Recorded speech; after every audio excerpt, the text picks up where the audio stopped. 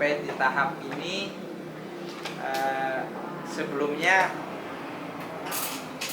boleh saya jujur? Kadang-kadang jujur itu menyakitkan. Bohong lebih menyakitkan. Kalau jujur ya, saya kebingungan menentukan mana yang 6 besarnya, apalagi dengan kriteria yang diberikan oleh panitia. Dengan Pak Lasri awalnya, kayaknya sih ada cocok dengan kriterianya gitu. Jujur ya, makanya saya katakan boleh saya jujur kan. Ibu-ibu bapak bilang boleh, saya jujur sekarang. Benar, kalau saya jujur. Tapi ada teman-teman itu yang terbaik dari yang ada. Kenapa? Kami lihat idenya yang menarik. Idenya, karena kan kalau praktik baik itu idenya harus dari bapak itu. Jadi, makanya yang ada tulisannya yang lengkap, tapi pembelajaran yang seperti PTK desainnya. Praktik baik tidak seperti itu. Tadi beberapa kawan juga menyebut penelitian ini. Best practice bukan penelitian. Boleh bersumber dari penelitian, boleh. Kalau ibu bapak punya satu penelitian yang dilakukan jangan 2 hari, ada penelitian 2 hari. Coba tanya Pak Putri yang sering buat. Coba tanya Bu Agustin yang kemarin karyanya masuk ke provinsi. Berapa bulan? Bukan berapa hari, berapa bulan dan terus menerus. Tidak dilakukan 6 bulan. Bulan pertama sekali, bulan terakhir sekali. Bukan begitu juga. Dilakukan terus menerus. Yang pernah punya PTS terakhir yang dia buat tahun 2018 itu 1,5 tahun PTS saja. Jadi sama dengan PTK Bapak Ibu. Jadi 3 semester melatih guru saya menulis rancangan pembelajaran, melaksanakan pembelajarannya, melakukan evaluasi. Nah, kan 1,5 tahun saya lakukan. Nah, dari 1,5 tahun dari semua proses itu ada salah satu bagian yang menarik buat saya. Nah, bagian yang menarik itulah saya laporkan menjadi praktik baik. Bukan penelitiannya keseluruhan. Makanya tadi pertanyaan Pak Lasri seharusnya kan, apa yang membuat apa yang Bapak Ibu lakukan itu menjadi best practice? Best practice itu bagian terbaik. Yang membedakan dari penelitian, kalau praktik baik itu hasilnya lestari. Kenapa Pak Lasri bertanya setelah ini apa yang akan dilakukan? Kenapa saya tanya Pak Siman tadi, apa hal yang lain dilakukan? Boleh Bapak Ibu setiap sudah 10 tahun menjadi guru, 20 tahun menjadi guru, kan banyak hal sudah dilakukan. Dari semua yang dilakukan itu mana yang berkesan? Kenapa dia berkesan? Nah, apakah kesan itu mendalam? Apakah kesan itu bermakna bagi murid? Ya kan? Itu yang kita cari. Nah, kemudian dari laporan teman-teman ini yang belum ada itu bukti. Apa buktinya? Gambar bisa bercerita, tapi ceritanya tidak jelas karena tidak ada penjelasan. Ya, nah, maka tadi misalnya ada yang bercerita anak membuat jurnal, ibu kan buat jurnal, kemudian buat pohon membaca, mana jurnalnya mana? Kayak saya tanya skor itu bisa ibu dapat dari banyak bahan bacaan. Ibu nilai seminggu berapa buku yang bisa diselesaikan oleh murid, atau kalau udah berapa buku berapa halaman bisa dia baca. Peningkatan kemampuan literasi tidak bisa dalam 2 bulan. Mungkin balik ke ibu, ya ampun saya ketiban bu, berapa buku yang saya baca. Balik ke ibu, bapak, berapa buku yang sudah ibu baca selama menjadi guru. Nah, siapa yang sudah membaca hari ini? Baca buku, bukan baca WA. Bukunya boleh entah digital, entah itu fisik.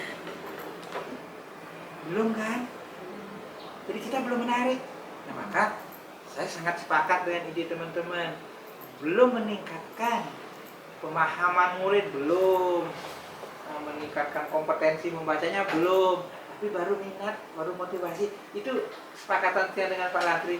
Jadi halnya masih sederhana, jadi baru minatnya saja menaik, udah bagus. Tapi indikator yang membuktikan bahwa minatnya sudah naik apa? Itu belum dibuktikan. Aku katakan kan, apa yang membuat menyatakan ibu bahwa motivasinya sudah naik? Memangnya dulu mereka tidak termotivasi belajar sebelum ada tim battle. Sebelum ibu gunakan media itu memangnya murid tidak menarik belajar. Apakah mereka tidak pernah ke sekolah? Rajin kan mereka masuk. Terus kenapa ibu katakan dengan kegiatan itu dia minatnya menaik? Gak bisa pengamatan satu hari, harus berhari-hari kita lihat, dan itu konsisten terjadi. Ya, nah itu salah satunya. Jadi hal ini memang nanti mau dilombakan di tingkat kabupaten, itu bukti bahwa ini merupakan karya terbaik apa. Kami belum temukan itu. Semangat. Jadi belum tertunjuk buktinya apa. Bukan angka buktinya. Angka hitam tidak nulis Pak. Tapi dari mana datanya angka itu? Nah, kenapa? Makanya indikator yang dikatakan tadi. Indikator itu ada deskriptor, penanda masing-masing indikator. Misalnya perhatian. Yang bagaimana ibu sebut perhatiannya baik? Apakah yang nyelengin begini? Apakah yang terlibat? Dia banyak bertanya, dia sering menjawab. Nah itu deskriptornya, penanda untuk indikator-indikator itu. Yang itu harus dibuat. Kalau untuk memberikan data, Pak mengatakan motivasinya meningkat. Apa indikator motivasinya meningkat? Nah tadi Bapak katakan bagus satu. SKJ ini tidak bisa dipelajari oleh murid dalam sebulan, apalagi 2 minggu. Tapi ternyata dengan tim battle dia bisa 2 minggu. Itu poin penting itu Pak, kalimat itu. Maka Bapak tunjukkan apa fakta yang mendukung pernyataan itu. Harus ada fakta, ada data, bukan kuning, bukan perasaan. Ada data. Menurut saya, kenapa menurut saya begitu? Ini Bapak datanya. Tahun pelajaran sekian, saya mengajarkan SKJ murid 12 orang. Tiap hari saya latih, sebulan mereka baru hafal. Tapi dengan tim battle ini, buktinya. Itu contohnya Pak, untuk memberikan argumentasi terhadap kesimpulan yang kita dapatkan. Itu juga minat membaca. Kita katakan minat bacanya naik. Ibu yang menerapkan STAD tadi, Ibu ya, STAD kan satu model pembelajaran yang sering sekali, banyak sekali guru katakan, tapi belum lakukan. Karena kalau model pembelajaran itu harus jelas Bu. Nah, Ibu menjadi salah satu nominator menurut kami, karena ada pembelajaran berdiferensiasinya di sana. Tapi ternyata Ibu belum paham. Bapak tuh bertanya, apa yang Ibu gunakan mendiferensiasi, membedakan pola pembelajaran Ibu pada anak-anak? Itu belum jelas. Itu harus dilakukan Bu. Tidak boleh ditanya. Kalau Ibu ditanya, mana yang lebih baik, ini atau itu? Oh itu tuh pernah besar, ini pasti ini orang lu. Makanya kita harus amati dalam bentuk perilaku yang terjadi. Kalau anak-anak bentuk gurunya bertakon, kangen orang kau gurunya kan? Iya kan? Iya. Jangan pertanyaan itu yang kita berikan anak-anak. Sama dengan Bapak Ibu guru, makin Pak Latri memberikan kuesioner, semuanya mengatakan baik. Tidak ada yang berani mengatakan Pak Kowil tidak baik. Ya kan? Pasti baik-baik doa. Padahal itu menjebak. Nah, karena kita terbiasa, kita terlatih tidak berpikir kritis. Sing bani leh kayak timpal. Dan kalau orang muda lagi sudah ada gitu. Itu ketakutan kita. Nah, jadi ke anak-anak jangan pertanyaan itu diberikan, tapi amati perilaku mereka. Maka Ibu boleh punya lembar pengamatan. Kalau mengamati sikap, minat, motivasi itu tidak gampang, sulit sekali. Yang paling gampang kali hasil belajar, Bang ya tes, sisi jawab, sudah selesai. Nah, tapi kalau udah belajar praktis sih kamu. Makanya ini yang bagus, tapi penyajiannya yang sulit. Tidak boleh asal tidak boleh ibu kembangkan sendiri. Apa dasarnya ketika dia perhatiannya harus ini, ada referensi harus. Karena kita bukan ahli yang mengeluarkan teori. Kenapa ibu tulis kajian pustaka? Bukan sekedar pelengkap, bukan sekedar pang tebal tulisannya. Tapi dari kajian pustaka itu, ibu membuat instrumennya. Yang disebut minat itu adalah ini. Anak itu dinyatakan berminat jika ini masuklah di instrumennya, ibu amati. Nanti ibu mengajar. Bisa nggak mengamati ketika muridnya 30 orang sendiri? Bisa? Nggak bisa. Gimana caranya lalu? Suruh teman lain yang mengamati, boleh? Boleh. Kenapa teman lain yang mengamati, nah yang ngajain masih? Lalu gimana caranya? Ikuti Pak Siman, pasang kamera. Di saat ibu ngajar, pasang kamera. Nggak usah sadar kamera, ibu ngajar seperti biasa. Kalau kameranya satu titik, dia saya lakukan. Berproses pembelajaran sampai di rumah nanti kita amati. Videonya kita rekam kembali. Ini murid ini berminat yang memenuhi indikator yang saya buat. Itu sudah cukup sekali. Harus berkali-kali dan berbulan-bulan. Karena dampaknya harus permanen. Makanya kenapa pemerintah lebih mendorong guru itu menulis laporan praktik baik. Karena harapannya bersifat permanen. Kalau penelitian kan sudah penelitian sudah. Kalau pengalaman praktik baik kan tidak.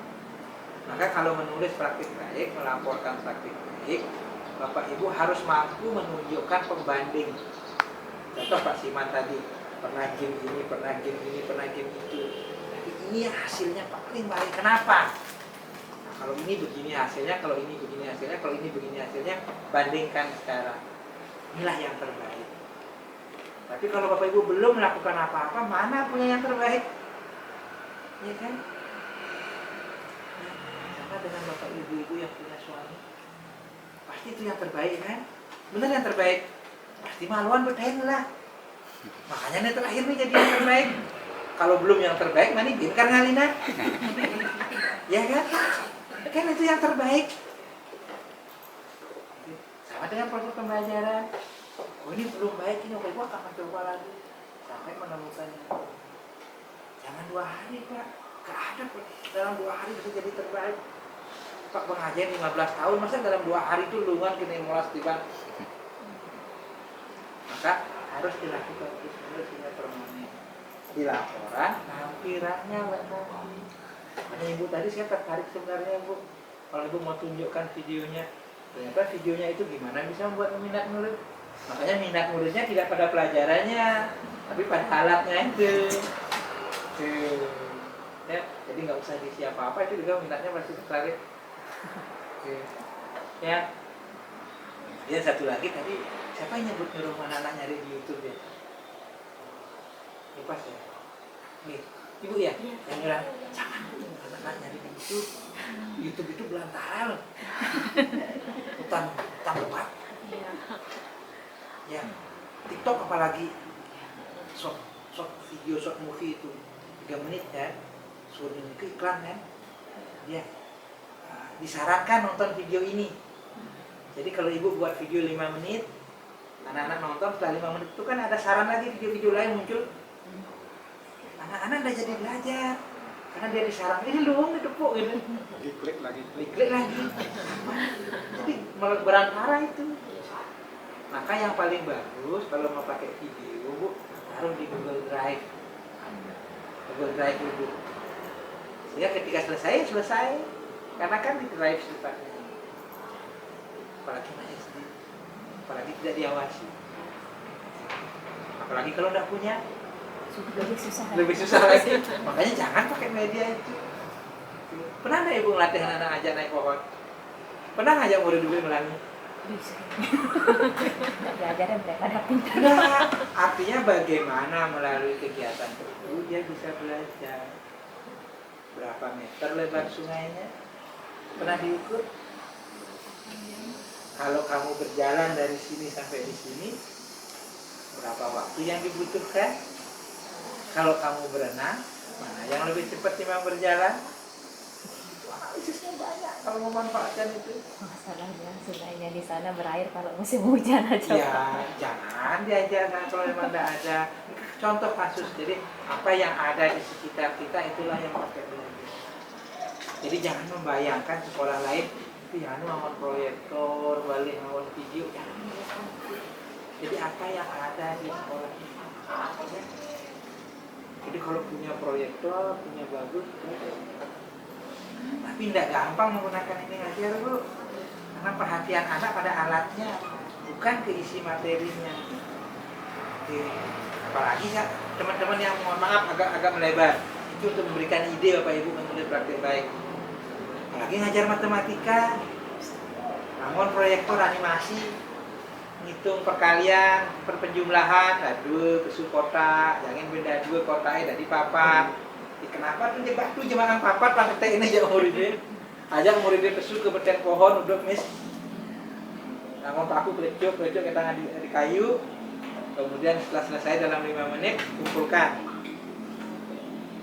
Ini yang paling liuna manmis menunjuk di depan. Mereka berbaris dari yang paling banyak dapat sampah. Itu banyak belajarnya, belajar menghitung, belajar mengurutkan. Ya, kalau otomatis mengurutkan 6 itu lebih banyak daripada 4. Sehingga yang 4 berdirinya di depan atau di belakang? Di belakang 6, karena saya suruh kan di depan itu yang paling banyak. Belajar menghitung, belajar mengurutkan. Lingkungan jadi bersih. Kenapa harus pakai proyektor? Misi megadang lingkungan. Misi panah yang ngelingkat lagi. Iya kan? Misi kurnan ibu MSBS. Nah kan banyak masalah. Ibu misi duduk belajar menjumlahan. Nah, itu memanfaatkan alam dalam pembelajaran matematika. Sederhana sekali judulnya. Iya kan? Ya, belajar matematika dengan memungut sampah. Menarik sekali itu.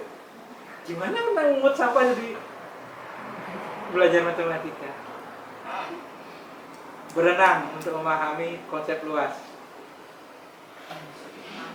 Boleh kan? Ya, itu banyak itu. Makanya jangan kita terprovokasi oleh teknologi. Bagus kita provokasi diri dengan apa yang ada. Teman-teman itu penggerak itu konsepnya berpikir berbasis aset. Apa yang kita miliki itu yang kita berdayakan dengan hasilnya. Ini kajian yang diberikan. Jadi untuk laporan praktik baik berikutnya seperti itu Bapak Ibu. Kalau tahu nanti teman-teman ini ada yang akan mewakili ke kabupaten, karyanya akan dikirim ke lomba tingkat kabupaten. Mohon dilengkapi, diperjelas. 1. Kenapa kegiatan ini menjadi yang terbaik? Harus diberikan bukti. Ini menjadi yang terbaik karena ini penjelasannya. Buktinya ini semua itu ada di lampiran. Nah, buktinya dalam bentuk apa? Boleh ada pengamatan, boleh instrumen. Kalau pengamatan kapan diamati? Apa yang diamati? Harus jelas Bu, saat Ibu mengamati anak-anak apanya yang diamati? Apakah kegiatannya, apakah ditulis dan ke indikator-indikatornya namanya. Silahkan cari referensinya. Referensi inilah yang dimasukkan ke kajian pustaka gitu. Oke. Nah kemudian yang terakhir simpulan. Simpulan itu harus menjawab rumusan masalah. Kalau rumusan masalahnya 2, maka simpulannya 2. Kalau rumusan masalahnya 1, simpulannya 1. Paragrafnya boleh banyak, tetapi 1 topik. Misalnya, pemanfaatan animasi Doraton meningkatkan minat siswa. Nah, pertanyaan Ibu, kemudian pertanyaannya jangan apakah. Best practice tidak apakah. Kalau apakah jawabannya iya atau tidak. tapi bagaimana memanfaatkan animasi Doratun untuk meningkatkan minat belajar siswa. Kan itu? Maka dalam cerita itu proses. Apa? Makanya kami tadi bertanya apa yang paling banyak di pembahasan itu proses itu. Apa yang dilakukan dan setiap apa yang dilakukan, misalnya Ibu yang melakukan pertama menyiapkan animasi. Apa yang Ibu lakukan dengan menyiapkan animasi? Apa hasilnya? Apa dampaknya pada murid yang Ibu harapkan? Setiap langkah yang dibuat itu bukti. Oke, jelas. Kesimpulan, saran sesuaikan dengan manfaat. Kan Ibu berharap manfaatnya pada murid, pada guru, pada sekolah misalnya. Nanti sarannya pada guru apa yang harus dilakukan supaya tercapai manfaatnya. Itu sederhananya. Bisa. Silakan. Kalau ada yang ingin disampaikan, Patut silakan melengkapi. Patut Suksume kira langsung dari pengampuri. Mohon maaf kalau ada yang kurang berkenan. Baik, terima kasih. Kita menggurui, kita di sini adalah sama-sama belajar, kemudian sama-sama berbagi pengalaman gitu ya. Kalau saya punya kata lain begini, berbagi untuk bertambah dan berdampak. Jadi ketika yang kemanapun saya bisa berbagi, teman-teman saya bisa mendapat tambahan pengetahuan, pengalaman ibu bapak juga datang. Nah, dan tentunya ada dampaknya, baik pada diri sendiri maupun pada audiens yang lain. Okay. Pertama yang perlu kita sikapi ketika kita membuat best practice, nah karena catatannya lomba, lihat gininya, tornya, persyaratannya, petunjuknya, ikuti itu gitu ya. Betul. Sistematika yang dikirim oleh panitia. Karena masing-masing kegiatan sistematikanya berbeda-beda. Nah, tim penilai akan menilai berdasarkan sistematika itu benar tidak, sama enggak. Itu pertama. Okay. Nah, kemudian baru itu masuk ke kata tulis. Biasanya kalau abstrak itu satu spasi gitu, tanpa ada garis baru apa? Ini menjolok ke dalam juga apa namanya? Alinea baru gitu. Jadi rata ya. Rata kiri rata kanan gitu. Jadi dia satu paragraf tanpa alinea baru gitu. Nah, satu tata itu. Yang kedua, kalau kita sudah masuk ke ke substansi. Nah, sekarang tadi Pak Angka sudah menyampaikan kenapa memilih judul itu, kenapa memilih best practice itu masuk di pendahuluan masih kelihatan ya. Jadi pendahuluan itu bisa biasanya gini kan, ini terbalik. Jadi dia bersifat umum dulu menggambarkan lingkungan sekolah kan, kemudian hal yang menarik. Nah, itu hal yang menarik saya melakukan ini di latar belakangi oleh, itu namanya latar belakang. 1, 2, apakah jumlah siswanya, kemudian hasil pengamatannya atau bagaimana gitu. Kemudian hasil pengalaman pribadi, dan itu akan menggambarkan berdampak pada murid gitu. Ya, kan sudah diberikan tema itu, mimpin pemulihan ya, bergerak menuju merdeka belajar. Jadi ada komponen itu sesuai dengan tema. Di latar belakang itu sudah dijelaskan di situ. Ya. Kemudian dari sisi judul fokus pada satu saja. Kalau best practice itu satu saja.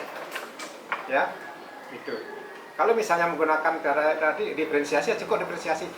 Yang lainnya tuh akan mengecoh Bapak Ibu. Dengan misi start artinya nggak fokus kita gitu. Ya, itu. Sehingga cukup di kajian teori tinggal diferensiasi itu kenapa memilih diferensiasi. Berarti kembali ke kebutuhan belajar murid. Itu di latar belakang jelas. Ya, bisa nggak? Gitu. Nah, saya lihat sampai contoh aja. Yang punyanya Bu, ini saya buka ya. Siapa nih yang Bu, tiga kali enggak ya? Nah, di sini ada pada latar belakang pemulihan pembelajaran di masa pandemi. Itu di awal sudah disebutkan begitu. Nah, artinya temanya udah nyambung. Oke, kan itu.